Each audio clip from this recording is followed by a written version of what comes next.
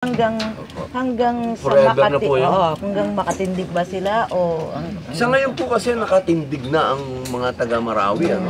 Opo, makikita natin, naka-adjust na sila sa sitwasyon nila, pero hindi magandang yun na lang ang sitwasyon nila. Madali mag-adjust eh, pero itong mga taong to, hindi naman to sanay ng ganun eh, kasi ang mga Maranao, royalty yan, may mga pera yan, negosyante yan. Hindi sila sanay sa... So hanggang maibalik yung dati or more pa? More dapat. Kasi challenge to sa amin eh, ng mga Muslim eh. Tawag sa Marawi kasi Islamic City eh. Hindi kami papayag yan ng itsura ng Islamic City. Lalo na ako. Hindi ako papayag. Pag sinabi mo Islamic City, yun ang itsura. No way. Pero alam mo na, matagal na proseso. Matagal po ito. Hindi lang po ito 10 taon. Hindi lang ito 20 taon. Baka hindi ko pa, baka kamatayan ko pa ito eh. Pero yung ginagawa naming contracts nila Piolo, nila Joyce, nila Mr. Uy, nila Dennis Uy. Forever po yun.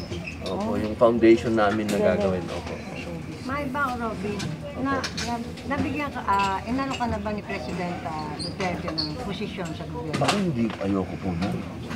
Pag binigyan, inano ka, halimbawa? Hindi po, hindi po. Opo, ano po eh, mas personal po yung relationship namin ni Mayor, hindi politika eh. Saka alam naman ni Mayor na hindi ako naniniwala kasi sa unitary form of government. Hindi ako naniniwala dito. Federalist talaga ako eh. So, siguro pagka naging federal na tayo, alokin niya ako, maaari. Kasi alam ko may magagawa ako pag federal na tayo. Pero itong sistemang gobyerno na to, naku, bukod pa ako sa nakawan dito.